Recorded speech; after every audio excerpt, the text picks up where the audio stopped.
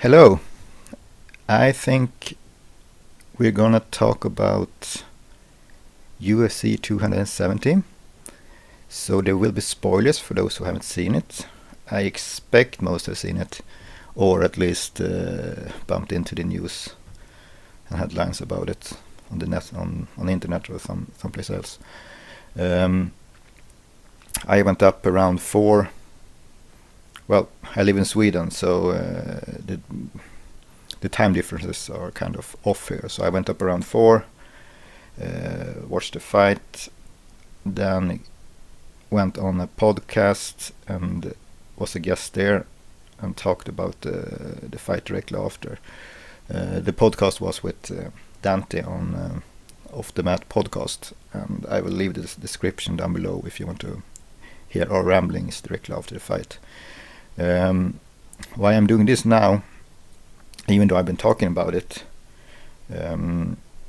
mainly because I think, it's Monday now, so I have been thinking about things a little bit more, mainly about the main event with Francis Ngannou and Cyril Gane. Not so much about the fight, more about maybe what happened before and what will happen now when Ngannou got the belt. There are some question marks what UFC will do, and some odd things happened after the fight too, which gives more question marks. So I will be focusing on the main event, talk a little about the co-main event too. Anyhow, I think the event was a good event.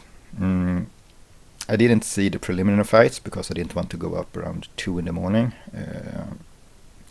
I was tired enough there when I did the podcast, so if you listen to it, I do not take responsibility for my rambling. But it was fun to do something directly after when you have stuff fresh in your mind and you also reflect in a different way directly after the event. The co-main event between Brandon Moreno and Davison Figueiredo was a good fight. I didn't expect less either. I mean, the two of them have met before. The first fight was a really close one and ended up in a draw. The second one ended up with Moreno winning by submission. So meeting a third time was, I think it was, what to say? Yeah, it was expected at least. The fight started off kind of like in the first fight. Both fighters were doing their thing. Moreno was going for the leg kicks, calf kicks mostly, and going for the combinations. While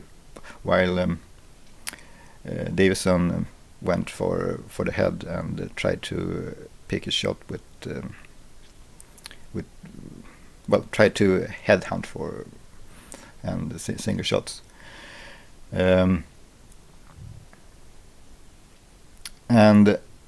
it went back and forth most of the fight, and I think it was close enough that I wouldn't have been very surprised or upset if either of them won. I do think that Davison pushed the pace a little bit more the last rounds, and the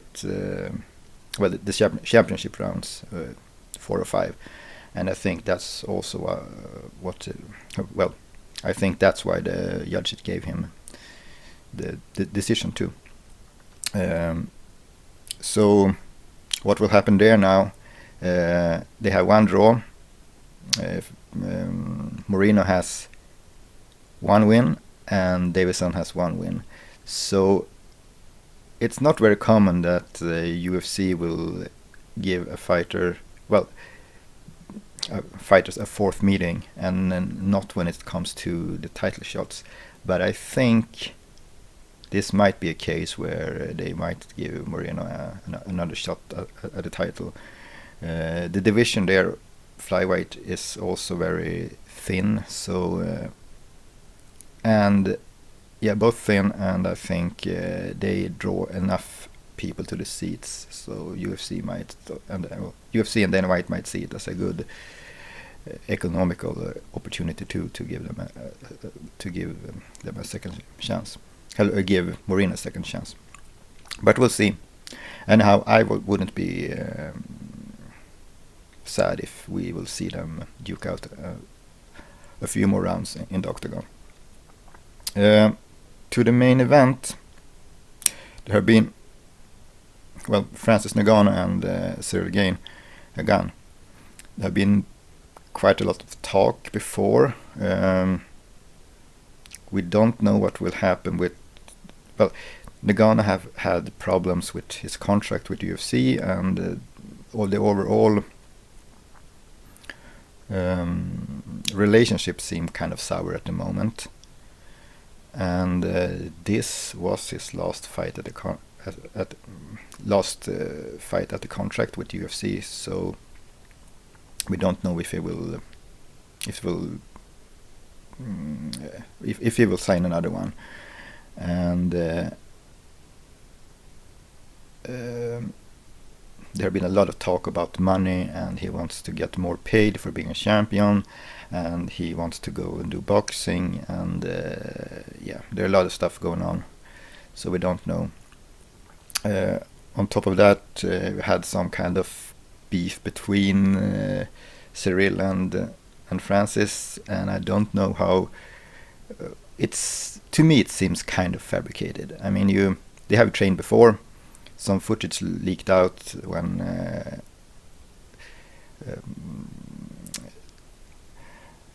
Gane seemed to have the better of Francis in a sparring session at the gym in France, and I don't know.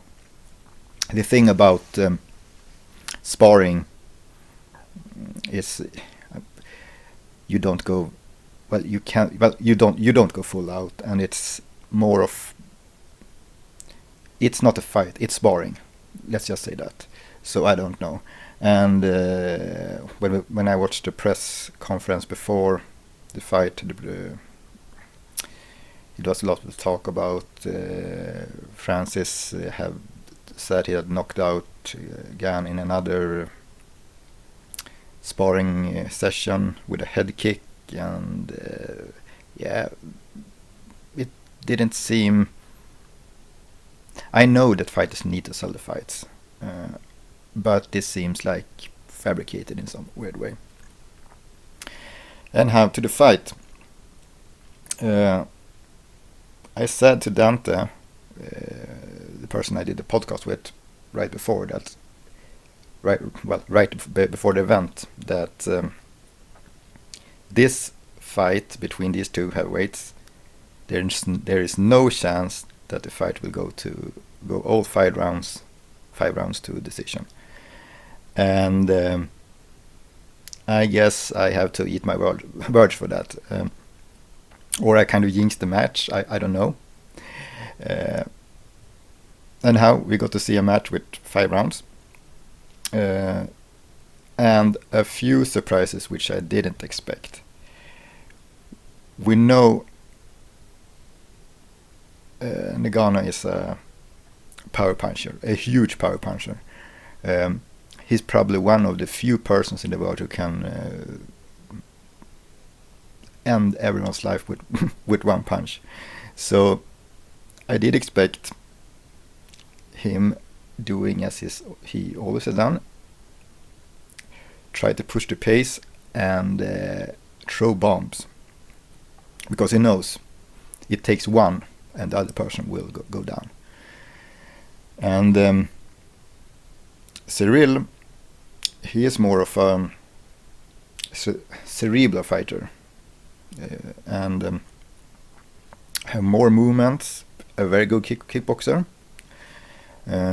He kind of reminds me of Alexander Gustafsson in the beginning of his career, when he moves a lot well, he moves a lot and have a lot of good movements for being so heavy and big. So I thought, yeah, well, someone will go down in the maybe second or third round, I thought. Maybe fourth, depending on how it would play out. Ngannou would hunt for the head, and Cyril will try to use this movement and find angles and pick Ngannou apart until he could find an ending. And I thought that was most people thought would happen. For the first 2 rounds, it seemed like, this is exactly what I expected. So Ngannou moved forward, tried to hit with his bombs, and Cyril moved backward and tried to use this movement and pretty much picked his shots. The same went for the second round, and I thought, even while Ngannou moved forward, I thought it was Cyril that kind of dictated the pace, because he kind of had control with the movement, I thought.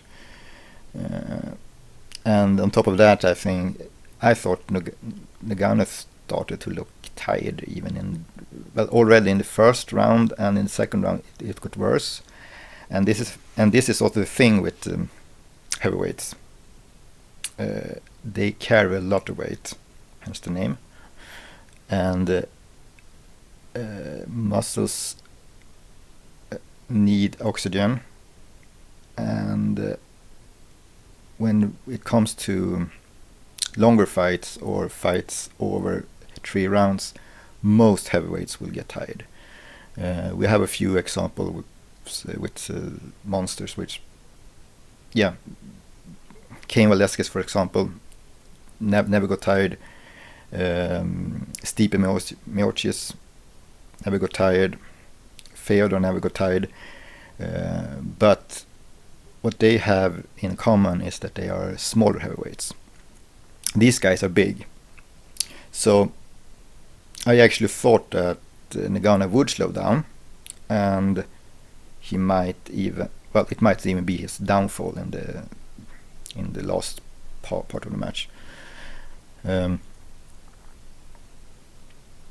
Also, on top of that, I have seen Ngannou as a power puncher, and he did got good takedown defense when he prepared for Stipe Miocic. Thing is, I have never seen him as a grappler, and I thought that Cyril would be a better grappler, because he at least has, I think, 2 submission wins, and he moves pretty well on the ground for being a big guy. So I thought he would have the advantage there. Little did I know. Third round, I expected the same, but Cyril threw a kick, Ngannou caught it, and then did a huge takedown.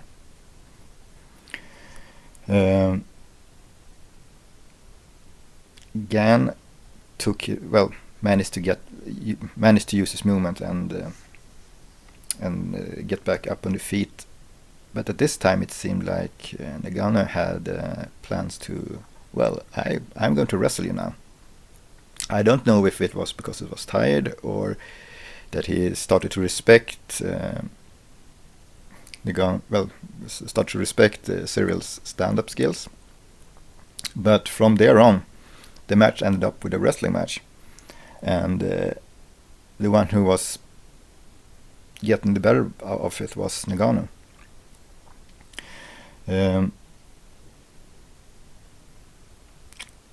So the third round ended with Ngannou on top, and I was thinking, what's going on here? So most of the last 2 championship rounds were the same. Cyril tried to stay away, find get distance so he could use his striking, and Nagano tried to close the distance and take him down, which he did a few times. In the 5th round, both fighters seemed tired, and Gan even went for a takedown, a single leg, a beautiful single leg, and ended up with taking Nagano down. And I thought, oh well, now we have a better grappler on top, I thought, because I was still thinking that Nagano might have success on the top because he's bigger, and both fighters might be tired, and then the weight and everything might play in. But what happened was that Nagano actually reversed Cyril, and he ended up on top. So Cyril then went for a heel hook, which, well, I train BJJ myself, and I know that heel hooks can be used. It's fun to use. I started to use it for like 2 years ago, but it is a dangerous thing, because you often, if you don't get it, you will lose position, and if you lose position, they will often take your back, or you end up on bottom. And me as a little guy, that's not a good thing. And then when you add in the MMA when you add in MMA and punches, then things will get even more dangerous. And here is a proof of that. When Nagano went for when Cyril went for the heel hook, I think he was pretty close to getting it, but it seemed he was a little low on the leg, and I thought maybe, just maybe.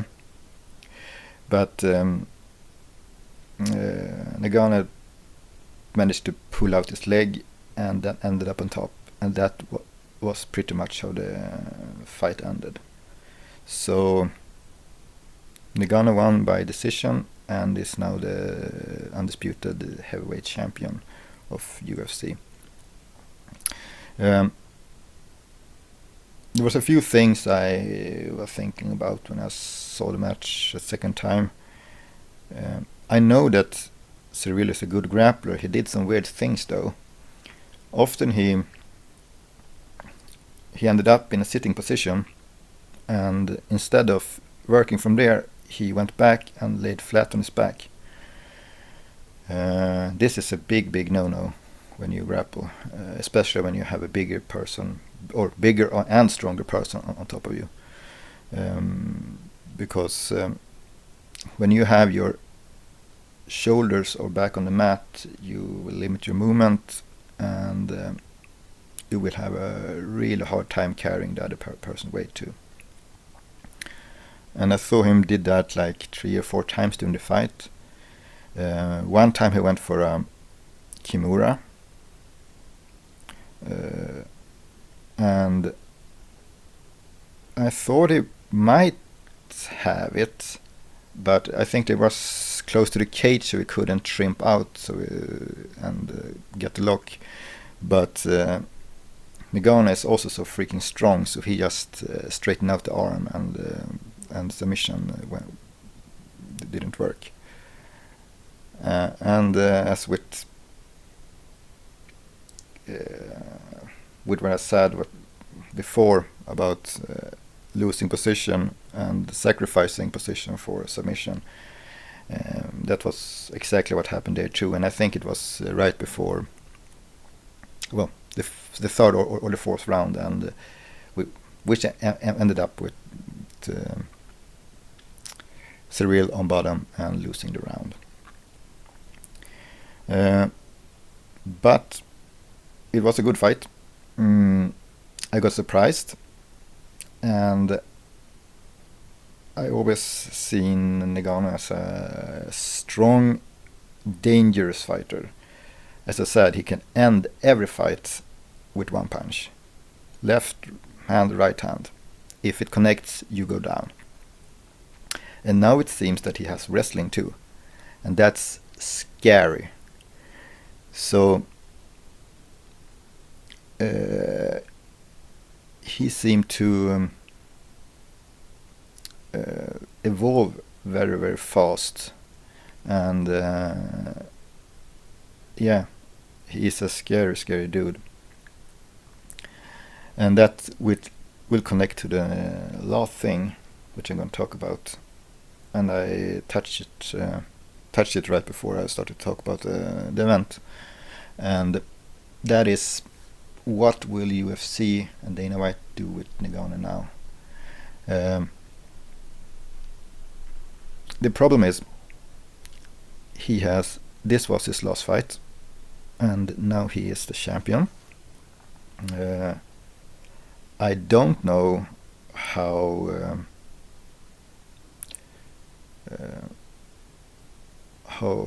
well, I don't know what's going on behind the closed doors, and I don't know how the contract negotiations is going and everything. But I do know what Ngannou has said before. He wants more money, and he wants the ability to do other martial arts under the contract of UFC. Mainly, he wants to go and box. This is often a big no-no when you write a contract with UFC. I think mostly you can, often you can do grappling matches, but other martial arts which means contact to the head, like boxing or kickboxing, they usually don't allow. Thing is, if you get hurt or get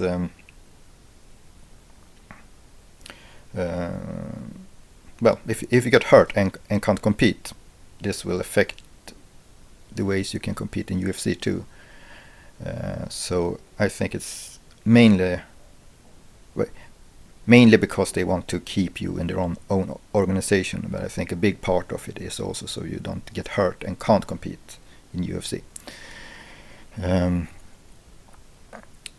So I don't know what they will do now, and it will be really odd if it ends up with Ngannou getting the belt and now is the champion, heavyweight champion, and then leave the organization and go free agent. Well, practically he is free agent right now because they haven't negotiated a contract. Also, after the match, Dana White usually strap on the belt on the winner, and he wasn't there to do that, and he wasn't even on the press conference after. So I wonder what's going on. My thoughts about it is that, there are from UFC's perspective, when it comes to economics and when it comes to ways to doing things, I think they wanted Cyril to win, so they could they didn't have to think about renewing Ngannou's contract, and they could just release him and didn't have to have anything to do with him complaining about he wants more money and stuff like that. But now they're in a situation where he is the champion, so I don't know where they will go from here. And from his perspective, from Ngannou's perspective, he just got momentum, and now he is the undisputed champion, and I think he has a right to a higher salary. And I'd say he has the upper hand when it comes to negotiation now. But that doesn't mean he will sign a new contract with the organization. So It might end up with the worst case, I would say, is if he won the match. Now he got the belt. They don't come to terms with a new contract. Nagano leaves the organization and leave the belt, which probably will go to either back to Cyril, or Cyril will have to fight another heavyweight for the undisputed title, and this will be kind of bad for the championship status too, because you will always think, oh well, yeah, you got the belt, but you didn't beat Nagano. It's kind of the situation in light heavyweight when Daniel Cormier had the belt, and they didn't beat John Jones in the octagon, but because John got popped for steroids and everything that was going on around him, Daniel got the belt, but people saw him as a paper champion. And I think that might be the case in heavyweight too, if things goes in the way that Nagano leaves the organization. What would be best, of course, is if they come to term, Nagano gets a contract which is he likes, and maybe can go boxing too. I don't know, and he can keep his status. Because I also think that for us fans and we who watch the fights, I want to see more of Nagano in UFC now. When I see the evolution he has done in just a few years, I think the limits is, I don't know where the limit is for this fighter. So I hope we will see him do at least a few title defenses. And I saw now too that John Jones had tweeted again about he wanted to come to heavyweight, and we'll see. John Jones is kind of weird right now, so I don't know what's going on there. If he's gonna come to heavyweight or if he's just doing nothing, I don't know. We'll see. Anyhow, that's about that. This was my first video about. Well, this was my first video about talking about MMA and UFC, and I will probably do some more when it comes to breakdowns and some thoughts about thoughts after the events. So if you like the video, or if you have some comments about it, about the fights or about anything, just leave a comment below, and please subscribe to the channel and ring the bell.